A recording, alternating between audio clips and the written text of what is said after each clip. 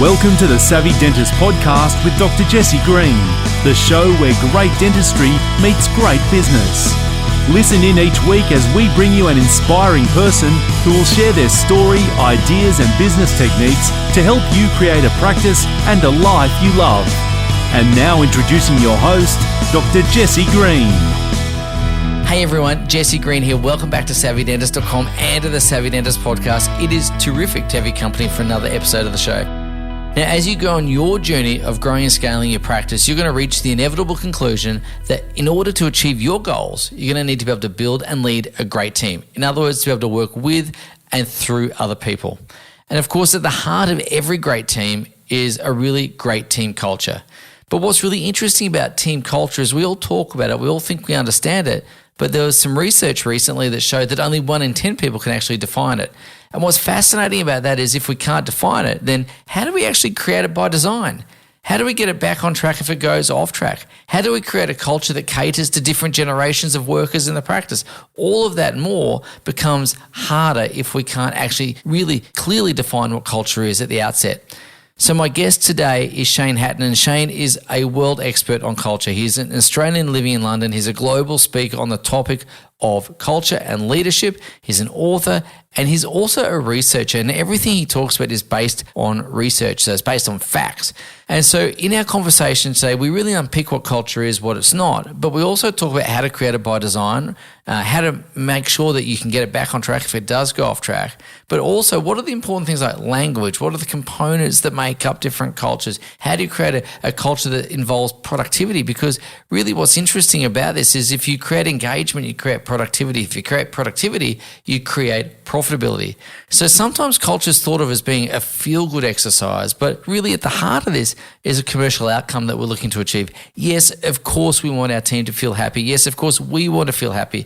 But at the end of the day, we are business people and we have commercial objectives that we want to achieve, and culture really is an important ingredient in that mix. As I said, my guest today, Shane Hatton, is going to share some pearls of wisdom, some nuggets of gold in this conversation. So as always, do have a pen and paper handy because he does really share some real gems there for you. But what's important, I think, is no matter what you learn, it's what you take action on. So please don't just write it down, apply what you learn and let me know how you go with that. Reach out, tell me how you're going with it because I'm interested. I want to know how you're growing, how you're learning, how you're developing your practice, and I can't wait to see the successes that you have. So without any further ado, here's our conversation with Shane Hatton. I hope you enjoy this as much as I enjoyed recording it.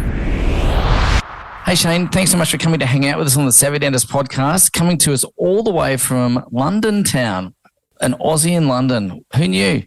This is where we all end up. There's always, everywhere I turn, I feel like I see more Australians in London than I do in Australia. Yeah, well, look, we were there recently as I was talking to you off air, and we saw and heard, I suppose is probably a better way of saying, we heard our fair share of Australians because the accent is fairly distinct and you can hear it a mile away. We do stand out in a crowd. Yeah. We're not usually the shy retiring type, so it's not always easy to miss the Aussie. Mate, I wanted to ask you firstly, what took you to London? Yeah, I mean, London is, I guess it's a global city and it's an intersection for people all over the world to come and experience the world. I've been an Aussie. I always say to people, I'm Australian made and London based. And part of that decision was to, I guess, explore what the world looks like outside of our kind of little bubble and our little part of the world. And I wanted to see what businesses were doing. I wanted to see what leaders were doing. I wanted to have conversations that were happening at a global level. And yeah, so part of that was relocating to a global city. Fantastic. And we'll get into the nature of your work, which is, you're very well known in that culture space and helping businesses thrive through team and so on. Have you noticed a difference in the conversations between Australia and London or more broadly? Are different conversations happening overseas than they are at home? Yeah, I mean, I also see a little bit from the USA as well because I tend to travel between Australia, UK and the USA. And it's a really fascinating experience because I think what we often see in Australia is a lag effect of often what comes out of the USA. Yeah. And so there's an interesting dynamic that exists between Australia and the US, and then the UK sits somewhere in the middle of those two. So as a speaker, I'll often go to a place, and so when I'm speaking in the US, often people who come to conferences are there because they want an experience. And a lot of the time, they don't really care about the content that you're delivering. They just want to have this incredible experience. Everything is experience-based.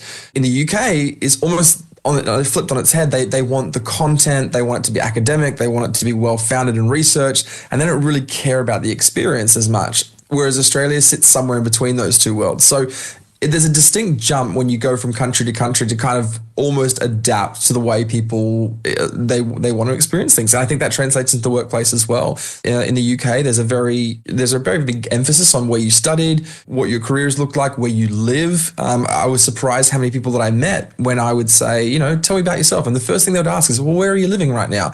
And based on your answer to where you live, had a very different interaction with that person. And so, there's different subtleties between all the different countries, but then there's also the thing that I'm learning more and more is there's the same common problems that people experience no matter where they are in the world. Yeah, that's always been my experience too, is there's always, definitely differences region to region, but ultimately we're all people, we're all running businesses and, we're all dealing with other people. And so the challenges continue.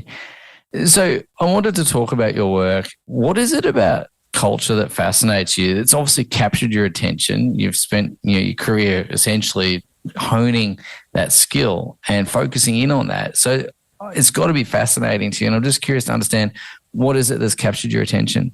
Always the thing that surprises me the most is that when we did our research around culture, so I partnered with an organization in Australia. We studied 1,000 frontline managers and we asked them questions about culture. What is culture? What does it look like? How do you build it? Why is it important? Do you think it's important?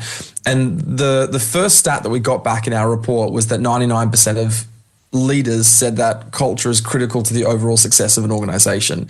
And then we said, well, what areas does it show up? How does it impact an organization? And they said things like it influences our attraction and retention of our staff, it's psychological safety, it's revenue and profit, it's achievement of organizational goals, all these really important factors in helping a business succeed.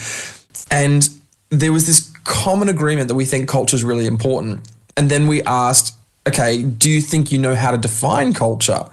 And 97% of people said, yeah, I think I know what culture is. I think it was 0.1% said, I've got no clue at all.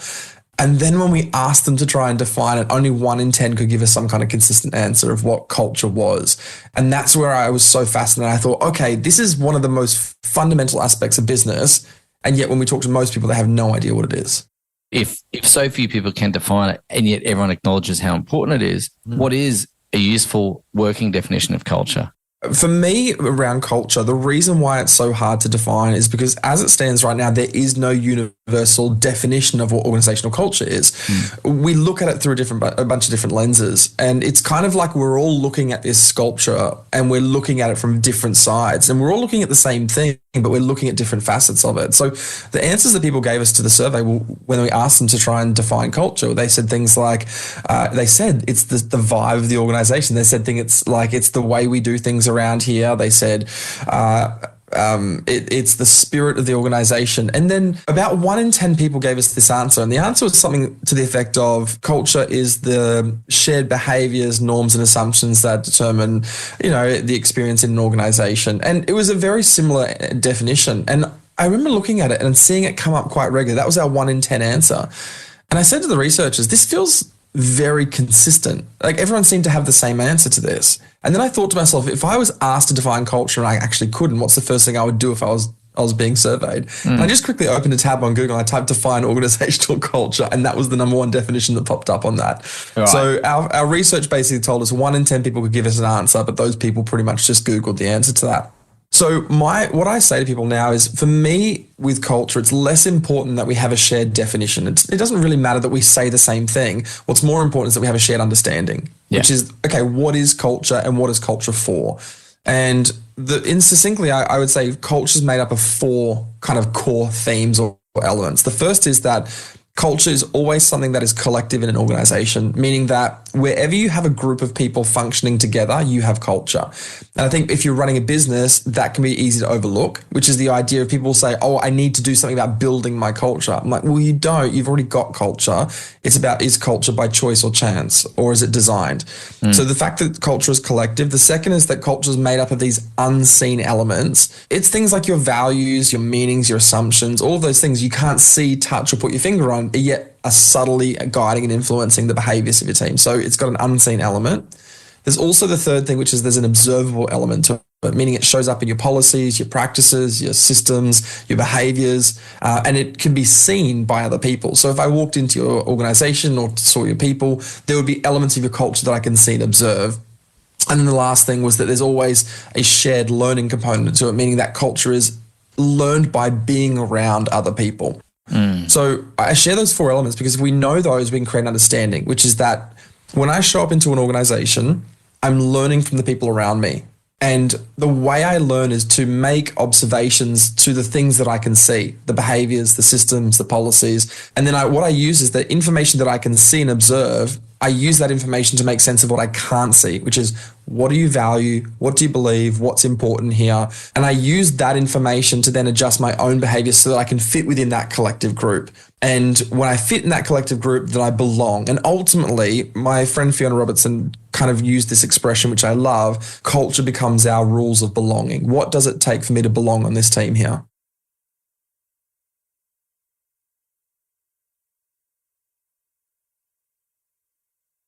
One of the things I wanted to ask you is obviously culture can change, because the rules of belonging can change if you change enough people and so on and so forth. Of course, yeah. And you referenced to the fact a moment ago that it's either by choice or by chance. And you also referenced the fact that someone said they need to go and work on their culture. So, I just want to kind of bring some of those disparate thoughts together. Yeah. Because I really believe you're right. I think that, if you have a group of people together, there is culture one way or another. But one of the things that I've noticed as well when you talk to business owners, not only could they not describe culture more generally, they probably couldn't even describe their own culture. Yeah. So, what's the vibe, so to speak, of our practice or our business or whatever. For those people that run their own businesses, how do they get in touch or get an understanding of what their existing culture is, whether it is by design or by default? Having a knowledge of what your starting point is useful. Yeah. The challenge, I think, with culture, especially is in most of the conversations I'm having with teams and leaders, is that culture feels very hard to measure. And whenever you find a KPI or some kind of analytic within an organization that is hard to measure, it's hard to prioritize because we know what gets measured gets done. And so when you're looking at your organizational dashboard and you're regularly coming back to check something, how do you put culture on the dashboard, which makes it really challenging. But I think it's possible to create that measurement, but it requires a little bit more intentionality. So my I guess belief around culture is that culture is not just this good or bad culture. It's not here's the set of criteria that defines a good culture. Here's the set of criteria that defines a bad culture. Someone asked me recently, what do you think about the culture at an organization like Tesla with Elon Musk? And, they were saying it's such a toxic environment where he expects them to work 24/7. And I said, look, whilst for me, that's not the culture that I would want to be in, one thing I will give credit to is that there's an explicit nature to the culture, which is that there's no questioning exactly what's expected. Yeah. Now, if you are that kind of person that is attracted to that, then that's a good culture for you and you would love being a part of it. But if you're not, you would absolutely be repelled by it. So when we're talking about kind of measuring culture, you have to start with the base point of what's the culture you actually desire. So what do you want in your organization?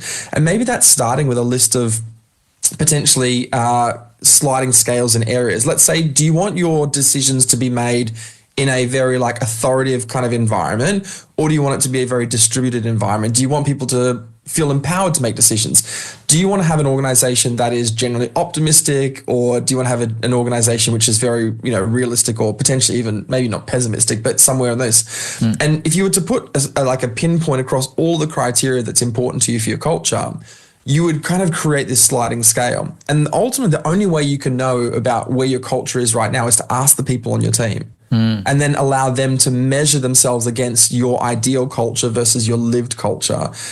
And in doing so, you create a culture gap or a culture score. And ultimately, the goal of cultural measurement is to close the gap between the ideal culture or the culture that we espouse or the culture we want to aspire to and the actual day-to-day lived culture. And that's something that you can track over time. You can put a score around, you can put a metric around, and then you can start to implement and change. And the beauty of that is, what I like about that sliding scale is it's almost like a mixing board. You get to, up the bass or down the treble or whatever it is you want to do that makes sense for you in your workplace. And to your point about Tesla, that is certainly, like you say, very well articulated what the expectations are. And for some people, they'll, as you say, they'll love it.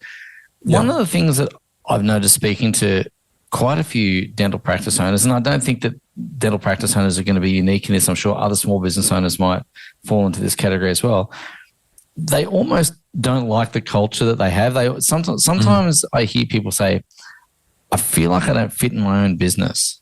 And I'm just curious to understand how that situation comes about, because it seems a bit of an anathema to me, but I've heard it enough times to go, well, this is not a sample size of N equals 1. How does culture get away from the business owner in that regard? Yeah.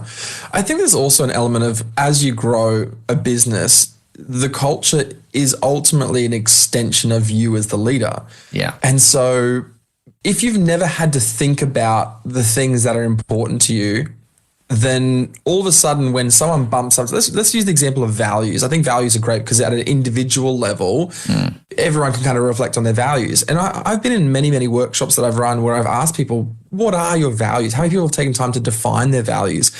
Most people in workshops say I've never taken the time. But if I ask them what their values are, people can articulate them. But the reason why they can articulate them is because somebody's bumped up against them, right? So when you're in an organization, you have a team member who they lie to you, and then all of a sudden you become very acutely aware that one of your values is in integrity and honesty. Or maybe you've got an employee who is talking about you rather than talking directly to you, and you've realized there's a real value there that's been bumped up or conflicted against. So you only become aware of these things when there's conflict or when there's tension or when there's challenge against them. And culture can feel a little bit like that. Most of the time, because culture is this kind of invisible force working within the organization, if culture's good, or in your mind, if it's culture that's aligned to who you are as a leader, you don't really need to give it much conscious thought. Yeah. But the moment you start bringing people into that equation that are conflicting with that culture or that go against that culture or shift that culture, now all of a sudden I become acutely aware of the disconnect between what I want and what I have. And I think the tension for a lot of leaders is a lot of leaders just deal with the fact that they go, well, I don't have the culture that I want, and therefore I just have to deal with this, not realizing that if they're intentional, they can shift culture to be the culture that they really want. Sometimes that's through hiring, sometimes that's through firing. And most of the time, I think that's also just through involving your people in the culture conversation so that they can buy in and move with you towards the aspired culture. I remember reading a book some years ago, and I wish I could remember the authors, so I'm going to butcher this. But anyway, they're talking about articulating the values of the business. They used a process of the CEOs, you've got to talk to your customers, your employees, the owners, other stakeholders. What is the team's role in setting the culture versus the owners? Because sometimes as the owner, you don't actually really want other people's input. You just want what you want because, damn it, I'm the one paying the bills, and just kind of get on board or get off board. I don't mind, but I don't want to kind of do groupthink or consensus in this. I just kind of want what I want. I understand how that sounds, but it seems really popular these days to, kind of hold hands and hug each other and all agree. But at the same time, the business owner is the one who's got capital out there at risk, and they've got to have what they need too. So where's that balance is what I'm trying to ask is, where, you don't want it to be kind of so top down that it's kind of take it or leave it, but at the same time, you just don't want to get into groupthink. Yeah, I agree. And there's always a phrase that I've loved that was, I think, a phrase I heard once from Andy Stanley that says, is this a problem to solve or is this a tension to manage? Ooh. And I quite like that thought, because I think a lot of the things we think are problems that we're just going to be able to resolve are actually not problems that can be resolved. They just have to be tensions that you navigate and manage. And I think this is one of those tensions to manage, which is, how do I be the cultural architect as the leader of the organization, whilst at the same time being a cultural collaborator with my team? Yeah. People need to feel like they're bought in enough that they say, this is what I've helped co-create. And at the same time, as a leader of the organization, it needs to be the culture that you want to lead and be a part of. Yeah. So I think from my perspective, it's a tension, which is ultimately, what are the things that are the non-negotiables for you as the leader of a team? And how do you make sure that people know those are the non-negotiables? And what are the things that are open to interpretation? And how can you then co-create that with people? So for example, as a leader in the organization, you might decide, I think for me, it's really important that we have people in the office. Now, again, controversial topic, whatever it is. But at the end of the day, it's your business. And if you want people in the office, have them in the office. And at the same time, make sure that you give them a compelling reason to be in the office, not just because that's just the way you want to do it. And invite them to say, okay, so if we're going to be in the office together, what do we want that to look like? And as long as we're here, there's so much freedom and flexibility that we can operate within. I was doing an interview with a lady who was at an organization in Australia, in the US called Mr. Cooper, kind of a big lending provider. And she used this phrase and I loved it. She said, it's all about creating freedom within a framework. So give people the boundaries of which culture can operate, or give people a framework in which to operate. And once they're in that framework, give them complete freedom and autonomy to help bring that to life. And so I think those two things is ultimately managing that tension. The thing that I've just learned out of that is this a problem to solve or a tension to manage? And I really like that thought. So thank you. That's a writer down. There's an additional part to that, which is that like he often says that if this is a tension to manage, if it's a problem to solve, when you solve it, it will go away. If it's a tension to manage, when you solve the problem, it will show up again in another way. So I think that's always a nice litmus test. If you are trying to solve a problem and the problem just keeps popping back up again, maybe you've addressed something which is a tension that you need to navigate. And I use the example often of like work-life integration, work-life balance, right? That's not a problem to solve, because you will go, life is good, life is flowing, and then all of a sudden a wheel comes off and everything spirals out of control and you're like, oh, obviously didn't solve that problem. Well, it's because you can't solve that problem. That's a tension you need to keep managing. And there's lots of examples like that within a business where you go, okay, this is not something I'm going to ever solve, but this is something I need to navigate the tension of. The thing I like about that as well is it actually gives me a bit of peace of mind, in the sense that, genuinely in the sense that, I thought I'd solve this. Man, why is this coming up? And then the self-flagellation comes in and you're going, I thought we dealt with this. I thought it was good. But if you know that it's a tension and therefore it is likely, almost inevitable, that it's going to come back again and again and again, it gives you a little bit of peace of mind to go, okay, here it is. You just got to kind of deal with it again. How do we deal with this as it comes out? And what are the systems that we can put in place for this? So if this is going to be the thing that keeps recurring, how do I make sure that I elevate my own self-compassion so I'm not judging myself too harshly on this? How do I make sure that when it does show up again, it's showing up in a more healthy way as it continues to show up? How do I make sure there's systems and support around me to be able to navigate that? And I think that's okay. Yeah. I think it's really wonderful, and I do think gives me as the business owner, or whoever's listening to this as business owners, just that little bit of, okay, all right, this is just part of the deal, and it's part of it. Yeah, it's just something I've got to manage. I really love that. So I wanted to just shift gear for a second and talk about, I suppose, different generations. I'm Gen X. You look like you're not, because you're younger than me. You've got still the youthful skin and the glow. Thank you. I appreciate that a lot. yeah, London's going to be good for that, by the way. I'm just going to say that out of the harsh Australian sun, you'll be looking like you're 25 forever. But the question I really want to ask, though, is working across generations, because there are different expectations, different things that seem to change over time. And it's really interesting. The times I grew up, the ethos was, do your time, work hard, the opportunities will present themselves, blah, blah, blah, blah, blah, blah. The younger generation seem to go, screw that, I want it now, et cetera, et cetera. Now, I'm being a little bit glib when I say that as well, just using that as an example to juxtapose different thinking. Yeah. But I wanted to ask you about managing culture across, expectations, norms, or the way we do things, whatever it is, across different generations who have different expectations of what life is all about. Yeah, I love this. I was having a conversation with someone about this the other day. So I'm a millennial, and I feel like most of my career was trying to demonstrate my worth to a business based on my work ethic, because I grew up with people who looked and admired work ethic. And so I was the first person there. I was the last person to leave. And as a result of that, you get promoted as a consequence.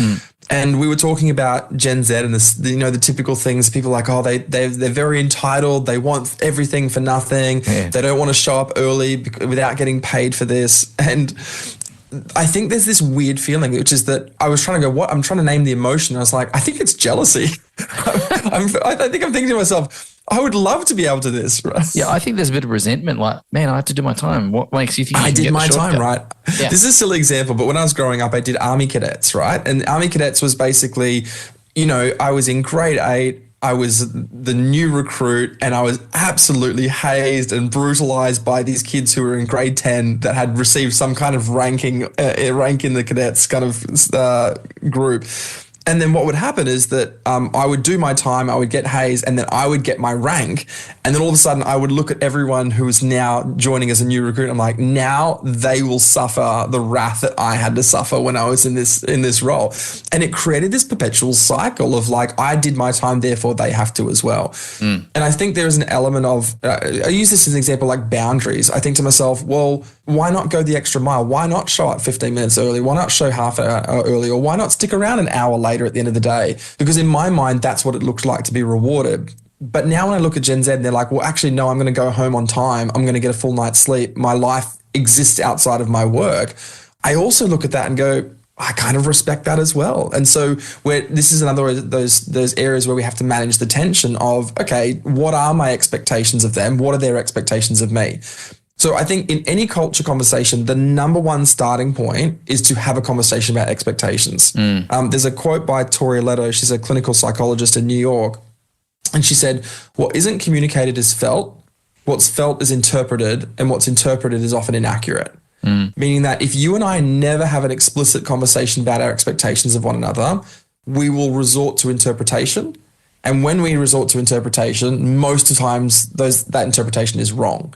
So if let's say I'm a millennial, Gen X, Gen Y, whatever, a kind of particular leader, and I look at someone in Gen Z and they're showing up 5 minutes to 9 every single day and it's just cutting it fine on the clock, but your expectation is that you want them there at 8:30. What will often happen is you just get really angry and you get frustrated with them, and they're frustrated because they're like struggling to understand why you're frustrated with them. And we have this back and forth of interpretation, as opposed to saying, hey, what do we expect of one another on this team? And once we know what we can expect, then we can have the next conversation, which is this a realistic and helpful expectation to hold of one another? And we don't often have those very explicit conversations. You're quite right. If it's not clearly spoken, it is felt, it's misinterpreted, and it's wrong. Yeah. And so if you've got a team in place now, it's probably useful to kind of go back and almost go back to those conversations, I'm assuming, and say, yeah, I know we've kind of not really had this conversation in the past, but I just want to kind of make sure we're all on the same page. So what would that conversation look like if someone listening to this going, that's awesome, Shane, but hasn't the horse already bolted because I've got a team, I've not had that conversation. Is it too late to have that conversation? How do I have that conversation? How do I even broach the topic? Because, they might say, well, I've been doing this for a year. Now you want to tell me what your expectations are. Well, isn't that the old, when's the best time to plant a tree? Which is the best time was 10 years ago. The next best time is now. And I think that's kind of a similar experience with this. The best time to have had a conversation about culture is as you were building it. But the very best time that you can do that is to have that conversation now. So I would say if you're a leader of a team and you're trying to build culture by design, the first thing you do is pull your team into a room with each other and ask the question, what do we expect of one another here? And so this goes two ways. And so I would say is, as a team member, what do you expect of me as your team leader or your organizational leader? And be really clear, get as many of them down on the page as you can. And then the second is, as a leader, what do I expect of you as a team member? And then maybe if you're a team within an organization, you might say, what does the organization now expect of us? And so that comes back to your organizational values. But more so, I think for the audience that are listening, what do we expect of one another in this team? What you'll find is as you write those lists of expectations, and I mean get really, really specific. So what do you expect about the way that you do conflict? Do you expect people to talk directly to each other if they've got an issue? Or are you okay with people talking about each other? When it comes to where we work from the office or work from home, what do you expect there? And then once you've got all those expectations on a page, what I would then is chunk those expectations up. And what you find is that if you explore the core themes that come through in expectations and chunk them up, you'll find a set of not values, but kind of guiding themes that exist within those. Yeah. Now, you could call them organizational values, but more often than not, I would call them cultural themes. So what do we want? We want empowered teams. We want to feel authentic. We want to be bold. We want to, have transparency. We want to be optimistic. What are all the kind of core themes that emerge? And then the second question with your team is to go, which of these cultural themes are most important to us over the next 12 months to prioritize? and pick 2 or 3. So maybe you say over the next 12 months, we're going to focus on the way that we collaborate. We're going to focus on being more bold in the way that we lead. We're going to focus on creativity and innovation. And those are our cultural themes. And then the second conversation from there is to then ask the question, what does this look like in observable day-to-day behavior? Because at the end of the day, that's our culture lived and expressed, is our behaviors every single day. So then it goes from being very abstract around our cultural themes to being very concrete with our behaviors. And when I say behaviors, there's a kind of rule of thumb that I put them through. Is this something you can see? Is this something you can hear? Is this something you could say? Is this something you can do? And try to build it down to a list of, if let's say you have 3 cultural themes, pick 3 prioritized behaviors under each of those to say, over the next 12 months, we're going to prioritize these kinds of behaviors. And every single person leaves the room knowing, okay, this is what's expected of us here. When I was recently on holidays, it's going to be rather a long intro. Bear with me. When I was on holidays in London and Europe, I have 2 daughters who love to go shopping. I loathe shopping. It's not my thing. And so of all the places that one of my daughters wanted to go and find this Miffy exhibition, and we ended up visiting, of all places, a Westfield shopping town in London. Yes. So for my sins. As they were out shopping, I decided that I'd sit a few sessions out and I was reading and thinking and so on. And I was actually reading the Netflix culture deck. And I don't know if you've had the opportunity to see that or to review that. And it's pretty direct, right? It's very direct. But again, if you like it, you'll buy into it. So it's clear it's not going to be for everyone, but for those who it is for, it's great. And one of the things that came through very clearly as I was reading that document was their culture around performance. And I wanted to talk about where performance lies in culture, because at the end of the day, the business needs to produce results. And of course, we want everyone to have a good experience at work, and we want everyone to feel happy and content in their workplace. What's the relationship between culture and performance? Is there a relationship between them, or is performance part of culture? It's probably a bit of both, in the sense that performance is a part of the culture. So we want to build a culture of high performance, or we want to build a culture of performance. In many ways, most organizations typically, when it comes to the measurement of their people analytics, they measure engagement, and engagement can kind of give an indicator of performance. So if you're highly engaged in your work, your performance is going to be much higher. I think engagement at the end of the day is a lag indicator in your business. So if your engagement is down, it's an indicator that there's something going on in your business. Whereas culture, I think at its core is typically much more of a lead indicator. So if you build great culture, you have higher engagement as a consequence, and therefore performance should be a natural outcome of high engagement. The reason why I say focus on culture is if you get your culture right, performance should be a natural indicator of that. And culture, that's the reason why we focus on culture. Culture is not just an experiential thing in a business. Culture has tangible benefits to the business. It increases trust and psychological safety. It drives revenue and profit because of all the impacts that culture has in an organization. And I think everyone can reflect on a business somewhere along the line, or a job somewhere along the line, they've had a bad team culture, even if it's not a bad organizational culture. You've worked with a bad team leader, you've just not been in a healthy environment. The likelihood that you're going to show up every single day and want to give your best to that context is significantly less than if you felt like that environment was one that you wanted to give everything to. In a small business like a dental practice, how would you measure engagement? Results are pretty easy to measure. So, we can look at revenue, we can look at, revenue by provider, we can look at all those kind of hard numbers. Why would you not measure that just directly and instead measure engagement, or would you measure results directly? Well, it wouldn't be one without the other. I think you would definitely still have your KPIs and what people are working towards. You've got a lot of your business metrics. Yeah. There's a lot of engagement surveys out there. Gallup does a Q12 survey. It's just 12 questions that that determines how engaged a person is in their job. I think engagement scores are still helpful because it asks the question, really, how are you feeling about being here at work every single day? Do you get the chance to do what you do best every day?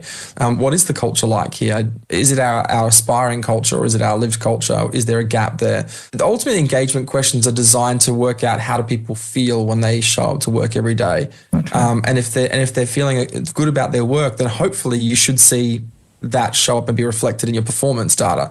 If your performance data is showing that there's an issue, engagement surveys can help diagnose some of that. So it can be a great diagnostic tool as much as it's just an ongoing engagement tool. Coming back to creating culture by design or by choice rather than by chance. Again, what would be the simplest way to get started? What would be the lead domino to tackle for someone who's just starting out in their practice and going, okay, I've listened to Shane. I know that I have culture because I've got more than 2 people here. But I'm also mindful that I want to be intentional about what I'm doing.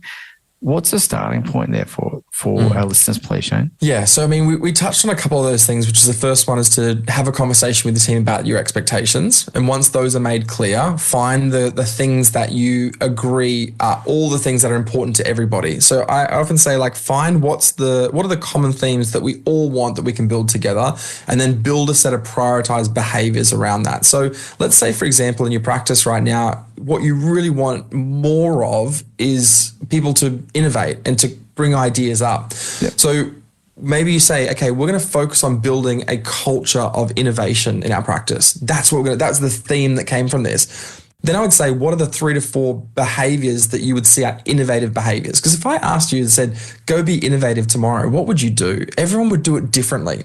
But if you said, for example, one of our innovative behaviors is every team meeting, we're going to make space to talk about where we've failed and what we've learned from that failure. It's a very explicit behavior that can come as a consequence of that. And if you do that behavior, you're going to shift the dial on innovation in your practice. So then once you've done that, you've got your set of behaviors. I think that the simplest thing that you can do as a leader to try and start to shift the needle on that is to do one of 2 things. One is to catch people when they're not living it out and address it really quickly. Yeah. One of the worst things for your culture is to overlook bad behavior. Nothing says this is not a priority for us than someone getting away with bad behavior or non-aligned behavior. So if you say, for example, in our team, when we've got an issue, we go direct to each other, and you've got people who are gossiping about each other in the business, and you intentionally let that go and don't address that, then it's not the culture that you're aspiring to. It's the lived culture is a huge disconnect. So find the bad behaviors or the non-aligned behaviors and address them and confront them quickly. Yep. And the second one, which I think is more important and a lot more fun, is to, in the words of kind of Ken Blanchard, who's the 1 minute manager, he says, is to catch someone doing something right, which is to intentionally go after and celebrate the things you want to see more of. One of the questions I ask leaders is think about the last thing that you celebrated on your team. So your individual staff member, the last thing you rewarded, the last thing you recognized. If everybody on the team did the behavior that you celebrated and rewarded, would it create the culture that you would like to have within your organization? So I use this example of someone who, let's say you've got a team who's working there absolutely tirelessly all week to get their work done. One person managed to get the job between 9 and 5, Monday to Friday. They clock off, they go home, they get their job done. Another person, they're not as a high performer, takes a little bit longer to get things done. They stick around till 6 o'clock, 7 o'clock, 8 o'clock every single day. They're doing that 5 days a week and they're burning the midnight oil because they can't get their job done within the 9 to 5 window. But at the team meeting, you show up and you say, hey, I just wanted to take a moment. I've seen how this person's staying back every single day at work. Wanted to say thank you. Here's here's a movie ticket. Here's a box of chocolates. Let's celebrate that. What you do in that moment is tell everybody else in the team, if you want to get rewarded here, that's the kind of behavior that I expect from you, rather than going after and celebrating the person who's living out the culture that you aspire to create. So I would say challenge bad behavior, but also celebrate good behavior much more intentionally. Yeah. Shane, you've brought up a thought for me, which is around the language of culture and how words are spoken, being intentional with language. Just as we're kind of thinking about pulling all this together, what are your thoughts or your lessons learned about language as it relates to culture and indeed everything else? Yeah, I think language is one of the most overlooked opportunities for an organization. So in our research, I asked the question, how important do you think shared organizational language is? And only a third of the managers said that they felt like it was an important part of healthy culture. And I think personally, it's one of the missed opportunities. Language helps us to be able to frame culture in a way that becomes memorable and meaningful for people. So I'll give you an example. When you go to an airport, and I mean, you probably had this experience just recently, if you've ever had a delay happen at an airport because there's some mechanical issues with the plane, one of the first things you often hear the flight attendants or the service staff say is they go, we apologize for the delay, but we care about safety over schedule. and they will use that phrase safety over schedule. It's not just one airline, it's every airline uses that. I don't know who coined it. I don't know where the phrase came from. But in that phrase safety over schedule, there is so much complexity and layer to that, which is that they're articulating in a phrase what is a culture within the airline industry is that they would much rather you get to your destination safely than to stress about arriving in a particular schedule. They're not going to sacrifice safety for the sake of schedule. And so that mantra is one thing that people lean onto and hold onto that articulates culture.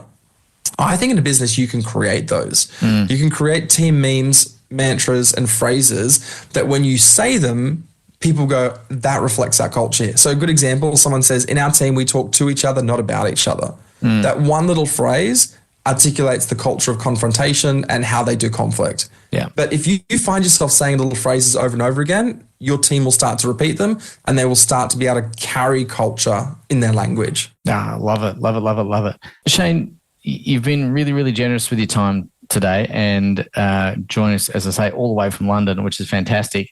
Any final thoughts, any final bits of advice for, I suppose, dental practice owners, but small business owners in general about how to tackle culture more effectively? Any things that we've not covered that you think we should have? Yeah.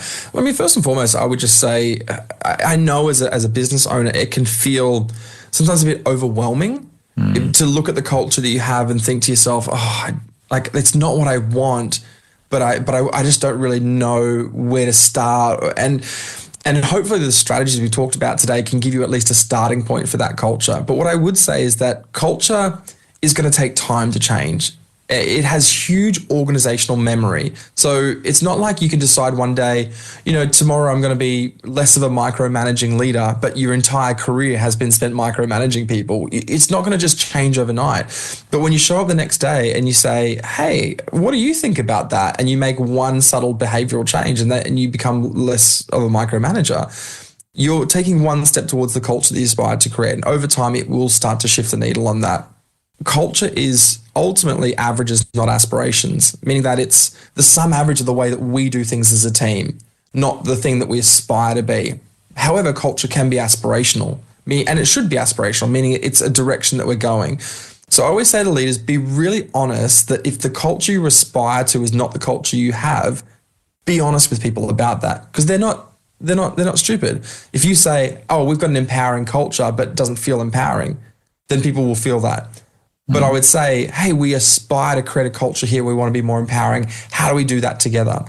And so be honest about where you are, be honest with people. And the second thing I would say is, if you want to know how to shift and change culture, the best way to do that is just ask your people. Your people will tell you. They will tell you what's working. They will tell you what's not working. And if you can hear through potentially a little bit of broken ego, because it's hard to hear feedback that's not necessarily positive about you as a leader. If you can hear through that and take that on board, work with them to make those changes, you can actually create culture by design. Love it. Shane, some real pearls of wisdom there, mate. Some absolute gems, actually. So, ladies and gents, I hope you've been keeping notes and writing things down, because today has been a bit of a masterclass on how to set your organizational culture right and to reset it right if you need to. So, Shane, once again, I'm really grateful. And for people that want to connect with you, where's the best way for them to reach out and find out more about you, your work, and so on? Yeah, firstly, thank you. I've really enjoyed this conversation. I feel really grateful to be able to have what is, I think, a conversation with people that I probably don't get to see very often. And it's really, really such a privilege. So if you want to connect with me, I hang out on LinkedIn. That's where I spend most of my time. You can search Shane Hatton on LinkedIn and I'll pop up there. Or you can search Shane Hatton author in Google and it will pull up my website. You can check out Let's Talk Culture, my book, which has a bunch of information there on how to design culture. Yeah. And if you want to go to shanehattonspeaks.com, there's a whole bunch of resources there as well. I'd really encourage you to go and check it out and peruse what's on the website, because there's lots of goodies there as well. So again, Shane, I just want to say thank you for your generosity and your wisdom and your insights. And what I really have taken away from the conversation today is being intentional, just trying to be intentional. And I think if you do that with a clear thought process and a good heart behind it, most of the time you'll probably land in, hopefully a pretty good spot. Thank you very much. If you could take that out of it, that's a good takeaway. Yeah. Thanks for having me. Thank you for listening to the Savvy Dentist podcast. For more episodes, go to drjessiegreen.com/savvydentist. And to discover how to build a high-performance dental practice, visit drjessiegreen.com and download the free report.